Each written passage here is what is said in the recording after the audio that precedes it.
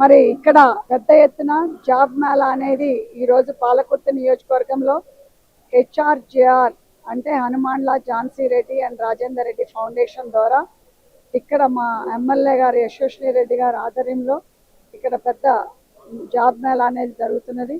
ఇక్కడ more than 40 companies Hyderabad నుంచి not only ఐటీనే కాకుండా మన రీటైల్ కానీ హాస్పిటాలిటీ కానీ మరి అదేవిధంగా రెస్టారెంట్స్ బిజినెసెస్ కానీ సో వేరే వేరే అంటే ఇప్పుడు 10th గ్రేడ్ నుంచి ఒక 10th క్లాస్ నుంచి qualifications up to post graduation వరకు బట్ వీళ్ళందరికి కూడా అవకాశాలు కల్పించడానికి ఇక్కడ జాబ్ మేళా అనేది పెద్ద ఎత్తున పెట్టడం జరిగింది.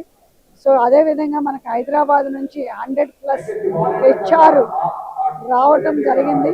ఇక్కడికి హెచ్ఆర్ ఆల్రెడీ ఈరోజు 5:30కి హైదరాబాద్లో బయలుదేరి ఇక్కడ చేరుకోవడం జరిగింది 2 బస్సుల్లో. సో వీళ్ళందరూ కూడా ఇంత ఎఫోర్డ్ పెట్టినందుకు మరి వీళ్ళందరూ కూడా ఏసీ రూమ్లో ఉంటే మన పిల్లలు పోయి అక్కడ ఇంటర్వ్యూ చేయాల్సిన స్థితిలో ఇవాళ రేపు ఏ కంపెనీలు అయినా కానీ అలాంటిది ఆ కంపెనీలే పాపం ఇంత ఎండల్లో కూడా వాళ్ళు ఇక్కడికి వచ్చి వాళ్ళ సర్వీసెస్ని యూటిలైజ్ చేసుకోవాలి. ఎందుకంటే వాళ్ళు కూడా మీకు ఒక మంచి సర్వీస్ ఇవ్వాలి మన ట్రస్ట్ ద్వారా అనేది రావటం జరిగింది. సో మీరందరూ కూడా ఇది తప్పకుండా అవకాశాన్ని వాడుకోవాలి. ఎందుకంటే మీరు ఒకటి ఆలోచించాలి. ఎందుకంటే హైదరాబాద్లో మీరు వెళ్ళి ఎక్కడెక్కడికో బస్సులు పట్టుకొని ట్రాన్స్పోర్టేషన్ పట్టుకొని ఎండల్లో తిరిగి మళ్ళీ వెళ్ళిన తర్వాత కూడా ఒక ఇంటర్వ్యూకే లైన్లో ఉండాలి. ఒక ఇంటర్వ్యూ చేయడానికే ఒక రికమెండేషన్ కావాలి. అలాంటి పరిస్థితిలో ఈరోజు మనకి 40 కంపెనీస్ ప్లస్ మనకి పాలకుర్తి నియోజకవర్గంకి వచ్చింది అని అంటే నిజంగా కూడా మా పాలకుర్తి చేసుకున్న అదృష్టంగా మేము భావిస్తాం. సో అదేవిధంగా దీనికి ట్రస్ట్ ద్వారా చేస్తున్నాం కాబట్టి ఏ పార్టీకి ఏ గ్రూపిజానికి సంబంధం లేదు. సో అన్ని పార్టీ వాళ్ళు ఏ పార్టీ వాళ్ళైనా మీరు తప్పకుండా ఎవరైనా నియోజకవర్గం మొత్తంలో కూడా నిరుద్యోగులు అనేవాళ్ళు ఎవరైనా కానీ వచ్చి ఈ అవకాశాన్ని వాడుకోవచ్చు. సో తప్పకుండా కూడా ఎవరైతే ఈరోజు సెలెక్ట్ అవుతారో వాళ్ళకి తప్పకుండా కూడా అక్సెప్టెన్సీ లెటర్స్ విత్ ఇన్ వీక్లో ఇవ్వబడుతుంది. సో వాళ్ళకి అక్సెప్టెన్సీ లెటర్ వచ్చిన తర్వాత ఇంకొక వాళ్ళ తల్లిదండ్రులు, ఎందుకంటే ఎప్పుడు కూడా తల్లిదండ్రులు కళ్ళల్లో మేము శ్రమనే చూస్తాం. అలాంటిది ఇప్పుడు రేపు అక్సెప్టెన్సీ లెటర్ ఇచ్చిన తర్వాత వాళ్ళ పిల్లలకి తల్లిదండ్రి కళ్ళల్లో ఆనందాన్ని చూడాలనుకునే వాళ్ళం మేము ఫస్ట్ ఇక్కడ. సో ముఖ్యంగా అది కూడా ఒక రోజు పెట్టి వాళ్ళ తల్లిదండ్రి ఆధ్వర్యంలో సో వీళ్ళకి అక్సెప్టెన్సీ లెటర్ అనేది ఇవ్వటం జరుగుతుంది. సో తప్పకుండా ఈ అవకాశాన్ని మాత్రం వాడుకోవాలి. ముఖ్యంగా ఏంటంటే మనకు ఆటోమేటిక్గా అనుకుంటాం జాబ్ మేళా అనగానే ఓన్లీ ఐటీ అని, but this is not only ఐటీనే కాకుండా it's non IT based jobs కూడా ఉన్నాయి.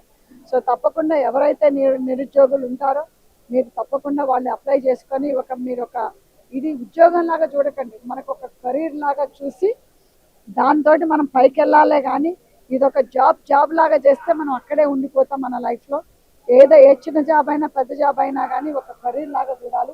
ఎందుకంటే ఎగ్జాంపుల్ నా ఎక్స్పీరియన్సే చెప్తాను.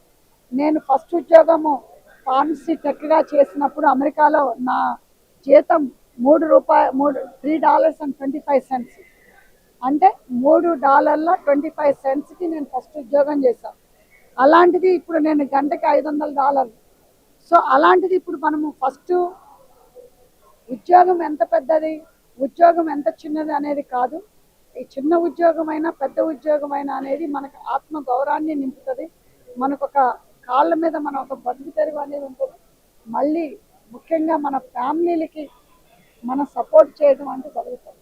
ఎందుకంటే ఇప్పుడు ఎంతోమంది తల్లిదండ్రులు నేను ఇక్కడ చూస్తున్నా పేద కుటుంబాలు, వాళ్ళకి నిజంగా కూడా ఉన్న ఒక ఎకరమో ఏదో తాకట్టు పెట్టి నా పిల్లల్ని నా భవిష్యత్తు ఎట్లా ఉన్నా నా పిల్లలు మంచిగా ఉండాలని ప్రతి ఒక్క తల్లిదండ్రులు కోరుకొని వాళ్ళు అప్పులో సొప్పో చేసి ఉన్నది అమ్ముకొని పిల్లలను చదివిస్తున్నారు.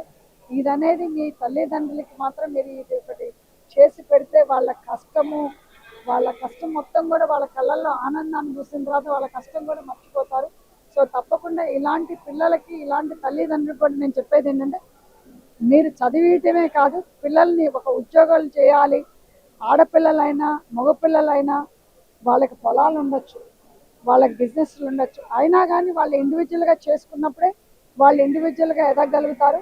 ఒక కాన్ఫిడెంట్ అనేది ఉన్నప్పుడే ఈ దేశమే కాదు ఏ దేశాలకు పోయినా కానీ నిలబడగలుగుతారు.